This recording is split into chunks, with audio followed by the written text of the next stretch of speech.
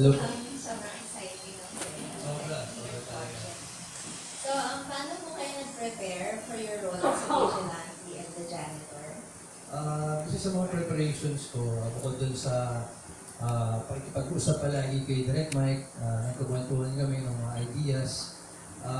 Physically, nag-prepare ako dito. Pinag-workout ako ng gusto ni Direct Mike dahil gusto niya gusto niya mabura gusto niya pag napanood to ng mga tao, parang magugulat sila dahil huli kong ginawa My Husband's Lover. Tapos dito, makikita nila, gusto ni Direct Mike na makakita ng ibang character talaga dito, malayo at panggulat doon sa mga makakapanood. Nag-take up ba kayo ng lessons on shooting firearms? Ano lang, yung mga basic lang naman, kasi dati nakapag-shooting na naman ako dati. Ang ginawa namin, kinoreograph namin ang paulit-ulit yung mga fight scenes para pagdating ng shooting day, malinis na siya at alam na namin siya by heart. Nabasa ko po na nag-interview po kayo ng real life. Yun din pala. Bago mag-start yung shooting, yun, ginawa namin yun.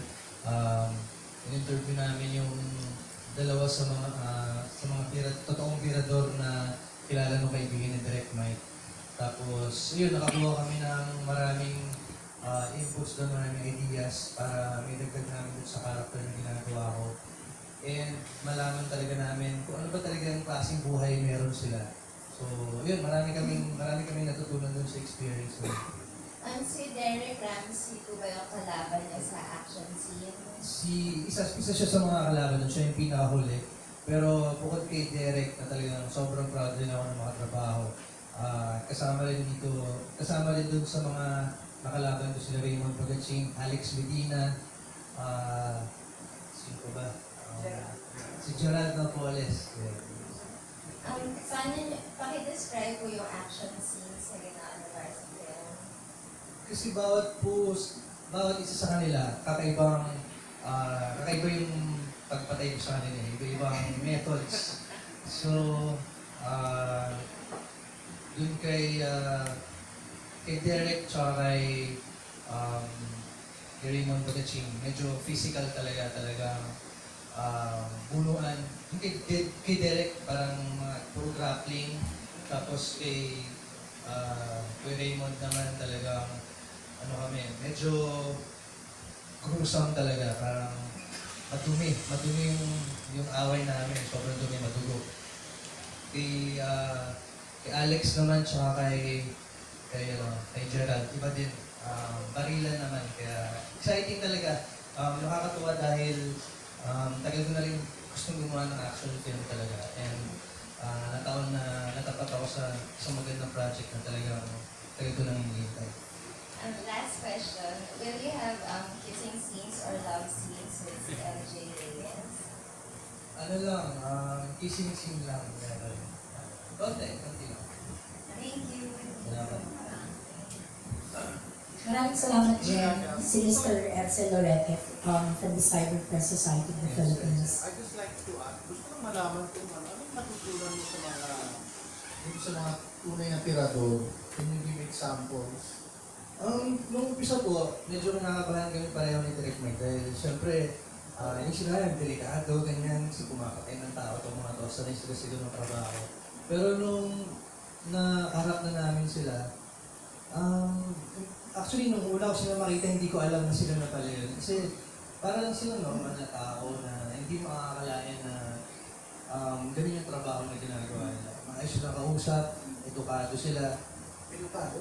Edukado po, kasi hindi ko sila yung, galing ko sila sa Alex Bongayo Brigade. And doon ko sa grupo nila, hindi lang sila basta pumapanay. Sinisiguro nila na talagang masama itong mga taong ito na salot sa lipunan, na maraming tao ay nagre-reklamo dahil sa masamang ginagawa ng tao. So, nagko-collect sila ng intel, nag-gather sila ng information, and sinisiguro nila na hindi masasayang yung trabahong gagawin nila dahil maraming naggrabyado talaga yung tao. So, sa pagkikilos ang mamamatay tao, masasabi mo ba na ito na tao pa rin ba sila? O bahagi ng kanilang sarili nagiging iba na sa normal? Katulad po nung nung ginagawa nila, nung mga nakausap namin, hindi ko rin, anong sasabihin ko? Ano sila meron din silang prinsipyo and gusto rin nila in a way makatulong dun sa mga tao na lumapit din sa kanila para humingi ng tulong. And sa tingin ko, kahit pa paano, nandun pa rin yung, hindi naman talaga sila masama na halang yung kaluluwa. Dahil, kumbaga, nandun pa rin sa puso nila na gusto rin nilang makatulong at makabawas ng mga problema dun sa lipunan. At one point, may tanong ba sa kanila kung pardon the word, kung nasasarapan silang pumatay o hindi?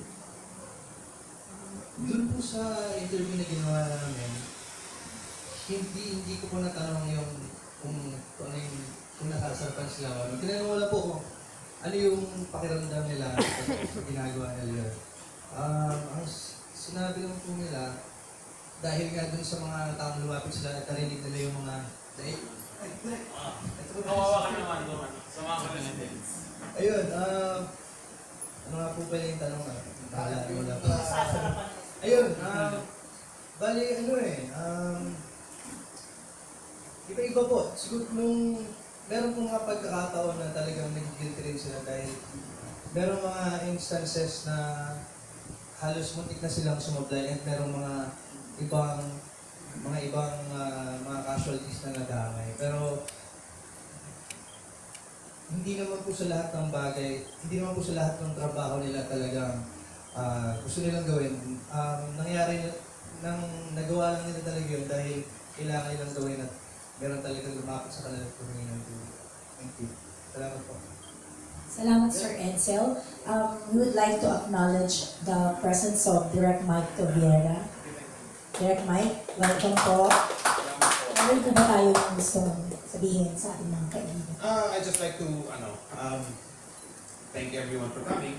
And I think napanood niyo yata yung teaser vlogs. So, we're really hoping for your support, guys, for Cinemalaya. Not just for this film, of course, but for all of the Cinemalaya films. Kasi kami, we personally made The Janitor, but the production company, ABP Entertainment, we produced other films as well in Cinemalaya. So we are not, syempre we are pushing for people to support Cinemalaya, for them to enjoy The Janitor, but not only one film. Let's support the whole event kasi it's really worth the time and effort of the people to watch it. So maraming salamat. Thank you, Direct. Meron po tayong katanungan from Mr. Mikey Dalizo from Manila Bulletin and Marjorie Uy. Good afternoon, Dennis and Direct Mike. Ang question ko is for Dennis Trivio. Ano yung pinaka-memorable and pinaka-mahirap na scene sa movie na Janitor? And for Direct Mike, ano po yung pinaka-mahirap din na scene na sa tingin niya nahirapan si Dennis? Yung pag-usapan na namin ni Direct Mike, nakwento ko na rin sa kanya kung anong scene yung pinaka-nahirapan talaga ako. Siguro dun sa yung pinakahuli kong pinatay dun sa eksena, yung pinatay ko yung pinaka-witness, yung pinaka-lookout dun sa krimen, dun sa bank robbery. Kasi parang halo-halong emosyon, ang dami niya naiisip bago niya tuluyang mabaril yung tao na yun. And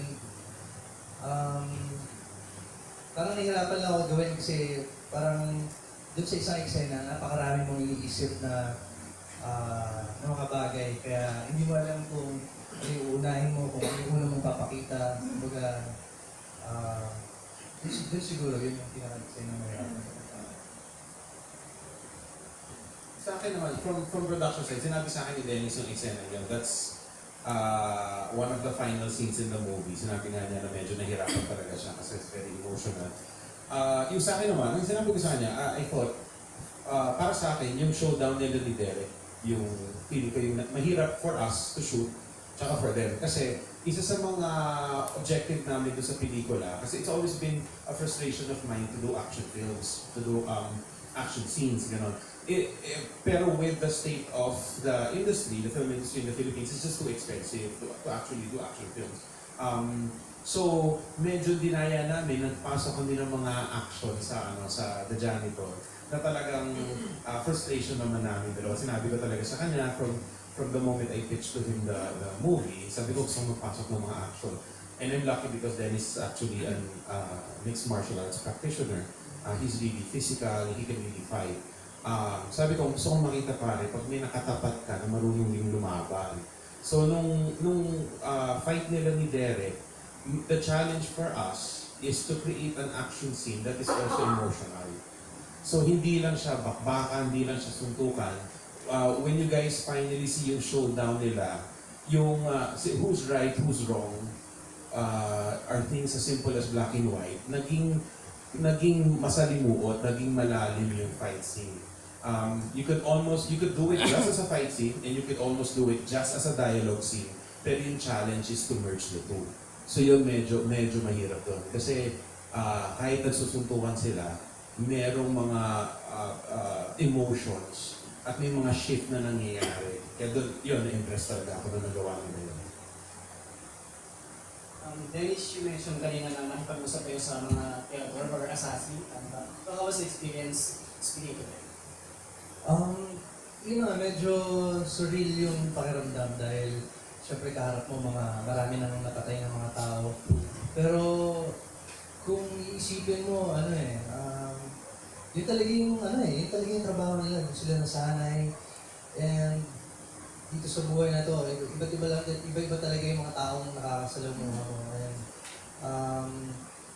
masaya lang kami na nakapag-usap kami dito sa mga taong yun para makatulong ng gusto dito sa pelikulang ginagawa namin. And lalo na ako para sa character na pinoportray ko.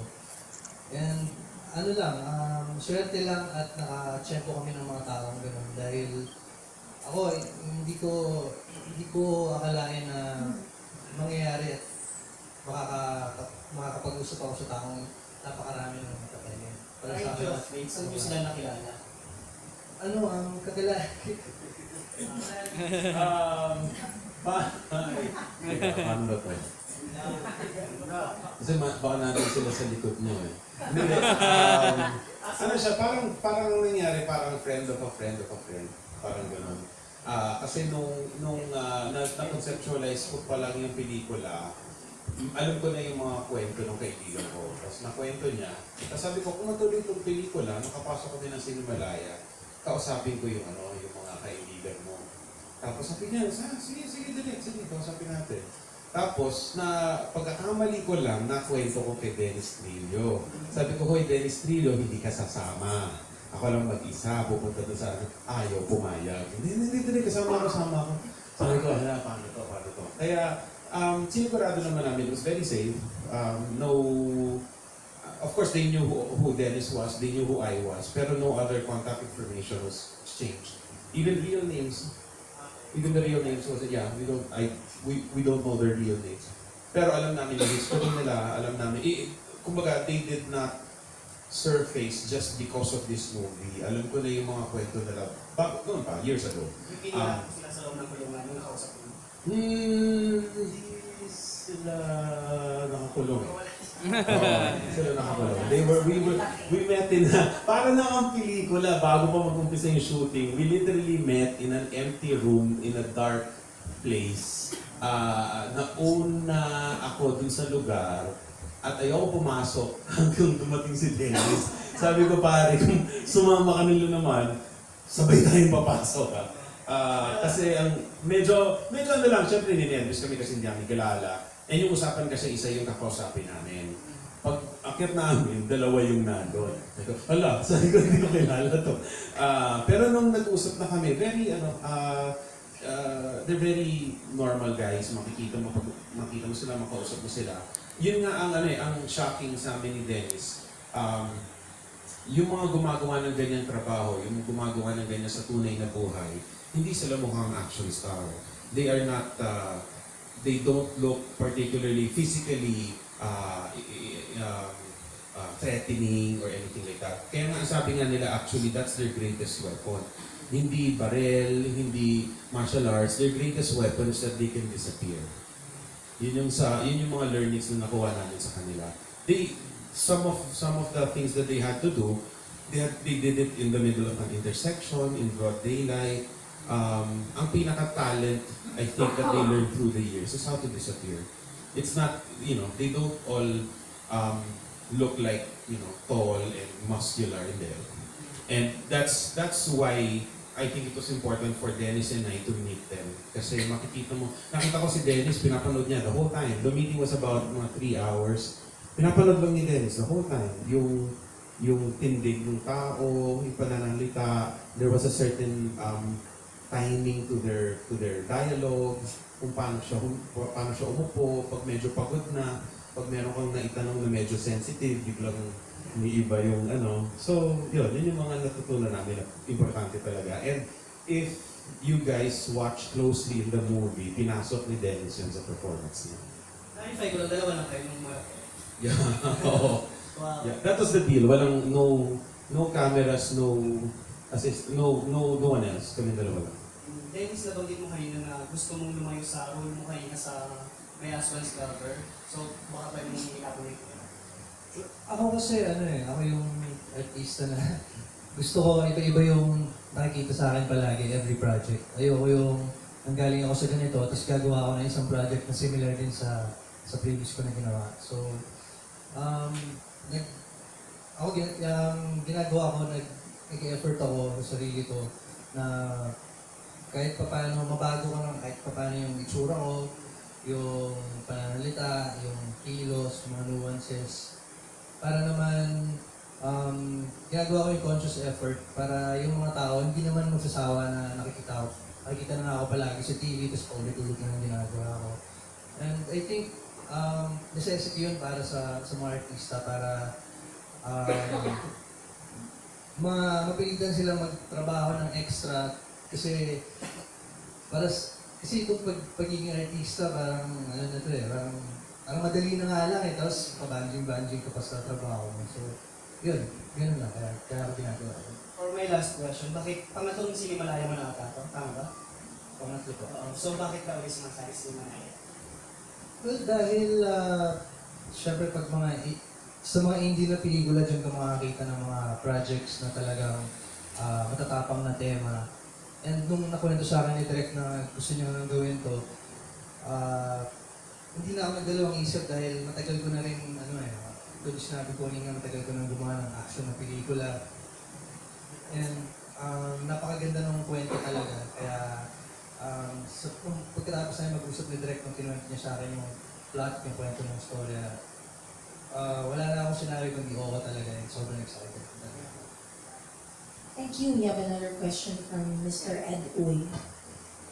Good afternoon, Dennis. Picking up lang doon sa question about Sinimalaya, ano yung satisfaction na nakukuha mo when you do an indie film as compared to doing commercial films? Tapos, ano may difference ba yung preparation mo at saka ano yung mga ginagawa mo adjustments when you do yung indie film? So, siguro yung satisfaction, parang sa sarili mo matutuwa ka dahil makakalayo ka na dun sa mga kwento na paulit-ulit. Ako kasi, ako mismo yung artista, nagsasawa na ako dun sa mga nakikita ko at mga ginagawa ko. So ano pa kaya yung mga nakakapanood? So naisip ko lang, mas maganda siguro talaga kung gagawa ka ng mga ganitong klaseng pelikula na mas may tapang ng konti yung tema, na ibang klaseng kwento na, kasi marami namang pwedeng ikwento talaga eh. Depende lang yun sa storytelling mo and dun sa content ng story mo. So, yun yung fulfillment na nakukuha ko dun. And lalo na syempre kung pag hindi ka masyadong limitado sa mga pwede mong gawin. Kaya mas kahit paano nakakapag-eksperimento ka ng konti. Hindi katulad sa mainstream, parang di kahon na lang palagi yung mga ginagawa mo. Kaya Thank you. Another question from Mr. Zuned Salido. good afternoon.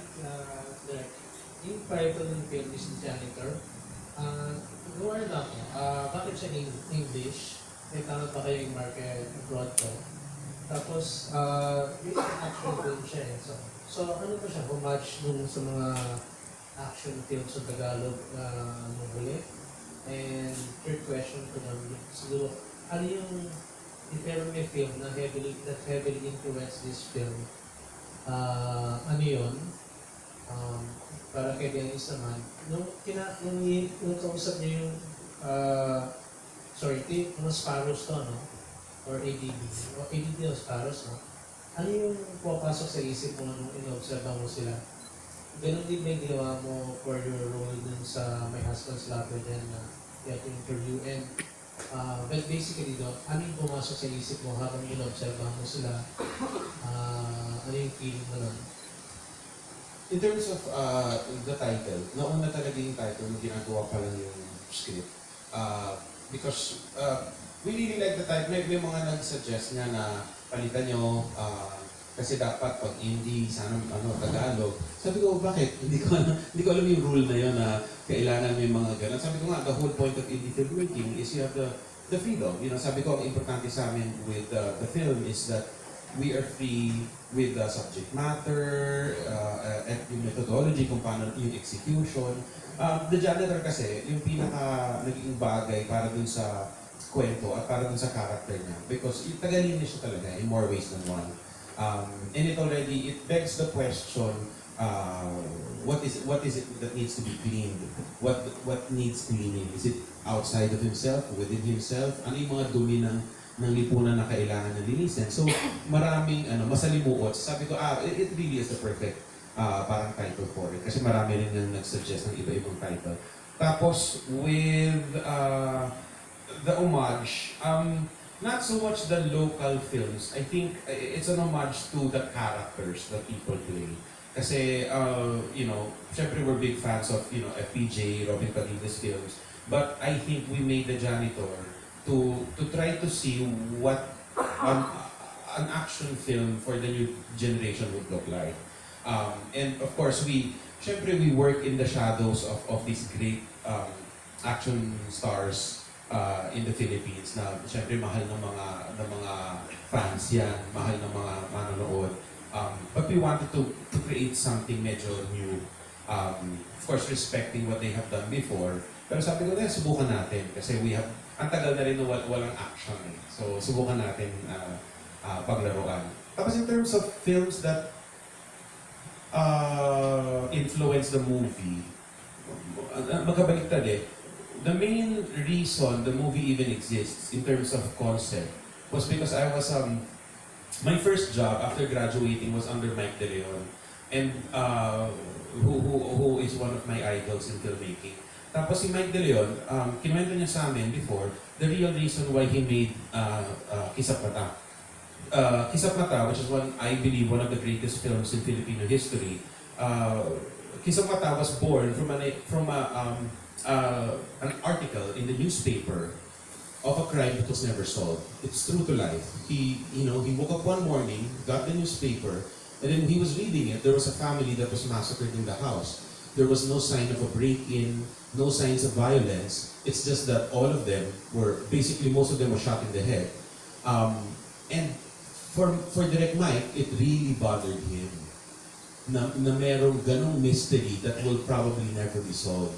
So, nung nangyari yung RCBC heist, I felt exactly that. Na parang sabi ko, this will probably never be solved. So, parang mas naging komplikado nga nung nagkaroon na ng mga suspects, lumaki na yung investigation, parang nagmamadali sila to solve it. And it was really never solved. And parang natandaan ko yung sinabi ni Direct Mike na one of the ways an artist tries to make sense of the world around them is to create. So when that question was posed to me about the RCBC heist, I remember I was very obsessed. Gabi-gabi sinusundan ko yung balita tungkol dun sa kaso. Tapos sabi ko, one day I will make a film that for me at least personally will make sense in my head. There is, alam naman natin, there is evil in the world, and most of the things will never be explained or never be solved. Pero as creators, as artists, I think it's our humble effort to try to make sense of some things in the world. Parang gano'n. Yun yung inspiration in terms of the creation of the film. In terms of style, I remember when we were putting the film together, I ended up re-watching an old movie, yung Leon, The Professional, which is a French film. And then when I saw it, sabi ko parang ano ko kasi parang kuwang-kuha nila yung kuwang-kuha ng pelikulang yun, yung tono ng action film pero character study rin. Na at the end of the film, parang kilala mo na yung mga tao kahit yung mga kontrabida, yung gano'n. And that's really what I aim to do sana. So sabi ko, yun yung parang humble effort na namin to make an attempt. What's this? Ayun, yung tanong niyo po naman kung ano yung naramdaman ko habang kausap yung mga in-interview namin. Siyempre nung una po, medyo kinakabahan, natatakot. Pero habang pinapanood ko na siya, kung paano siya nagkukwento, kung paano siya nagsasalita, nakita ko nga na ano rin to normal na tao rin to, na taon lang na ganito yung trabaho ang ginagawa niya. And kanya-kanya lang talaga, iba-iba lang talaga yung mga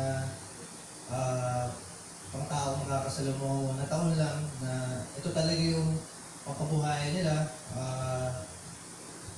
Tsaka pakiramdam ko rin na yun nga, swerte namin na nakapag-interview kami ng ganong klaseng mga tao para makatulong dun sa pelikula namin. Kasi hindi naman lahat ng mga characters na ginagawa mo, meron kang may interview na ganong klaseng tao na pwede ka makakuha ng ganong klaseng mga information. Kaya sobrang mapalad kami na nagkaroon kami ng chance na makapag-interact at makapagkwentuhan dun sa mga taong sobrang nagpa-play ng vital part para dun sa characters na ginagawa. While talking to them, meron ba sila mga conditions sa inyo na direct na hindi dapat o hindi dapat ipakita sa mga ginagawa? Parang wala naman Basta lahat mag-spot talaga yung mga. Condition, no, wala. Sa content, wala. Wala. Maraming conditions dun sa that night. Yung oras, location. Yung location hindi namin kontrolado. It had to be a neutral location para safe rin sila. Bawal kami magdala ng kahit sino. Bawal ang camera. Yun ang sinabi, yun ang basically, yun ang naging dahilan kung bakit talagang napasama si Dennis. Kasi nung una, I was very adamant. Sinabi ko kay Dennis, hindi ka pupunta. They will recognize you immediately. I don't want to put you in trouble. Tapos kung unang ko na lang, sabi ko, unang ko para mapag-aralan mo sila, bawal. The moment you take out a camera, kahit cellphone, they will walk out. So, no cell phones, no form of communication whatsoever, no cameras, no anything. Tapos nung sinabi ko kay Dennis, he decided for himself. Sabi niya, pupunta ko doon. Tapos, nag-decide na, we followed all their requirements naman. Okay, tapos pero nung nag-usap na kami, wala. Lahat ng mga, I think, nasabi nga nila, ilan sa mga nasabi nila nung galing yun, first time nilang na pag-usapan. May mga na-reveal yata sila na hindi sila handang i-reveal bago nung gawin yun. Pero I guess nakita nila na talagang naman kami, hindi kami judgmental, we were just open to hearing what they have to say, yung mga experiences nila. Tapos yung kwento lang sila, wala silang sinabi na huwag nyo lalagay ito, huwag nyo, wala. Thank you, Direk. We have another question from Yahoo Celebrity, Mr. Eugene. For Direk Mike, Direk, how extensive was the research you did about the massacre, and how much of it was taken into the movie? And were you able to track down at least probably the families of the victims and get some sort of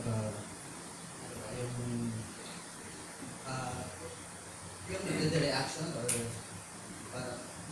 were you able to talk to them? No. We didn't go that specific. What happened was when Aloy Adlawan, the screenwriter, and I started really getting down into yung pinag-usapan na talaga namin yung concept, ibubuo na namin yung story. Originally, I wanted to do almost like a docudrama. Yung talagang to actually talk about that specific case. And then Aloy research, there are still 6 years later open cases in regards to the RCBC Kabuyaw Bank heist, you cannot actually use that case. We talked about it and we researched. Sabi ni Aloy, what he ended up finding out in his research, we will open ourselves up to legal ramifications if we actually use the real facts in a movie. So sabi ko, the only way to really go about it while still respecting the events of what happened is to do parang a story inspired by, you know. So we researched a lot about that incident, no, but we did not try to seek any of the surviving relatives or anything like that. I think that might be medyo pushing it. I don't want to disturb also kasi I'm sure it was a very painful part of their lives. Ang medyo weird na nangyari, throughout the shoot, meron kaming mga nakikilala, kunyari, merong bit player dito, or merong staff dito, or merong member of crew dito, who ended up related to someone who was involved in the bank heist. We have, I think in our camera crew, we have one who's pretty close. Parang pinsan niya yata. They're very, parang close siya dun sa tita. Yung anak ng tita niya was in that, died in that bank. So mga ganun lang na hindi namin pinaplano. Parang sabi ko, I want to be respectful, you know, with the events that happened, but it is absolutely not meant to be an accurate depiction of what happened. Parang to do that, one day, I would love to do a documentary on it. Before it's too late, kasi it's been 6 years, and I think a lot of the information, a lot of the evidence has already been forgotten. And one day, dream ko yun to, you know, I think we were able to do a creative film, a fiction film that respects what happened. But one day, I would love to do a documentary and really get into it, yung mga facts. Because it's still, I'm a firm believer na sa those who don't know their history or to repeat it. And now, almost every day you hear all these things about yung Martillo Gang and mga riding in tandem. And I cannot believe that most people don't even remember what happened in RCBC. So sabi ko na at that time, I remember I was so obsessed with all the news about it. Pero ngayon, ang daling makalimutan tao because of, I guess, the flow of information also. So one day, I would love to really tackle the actual case through a documentary and maybe hopefully give it some justice. How bad is the movie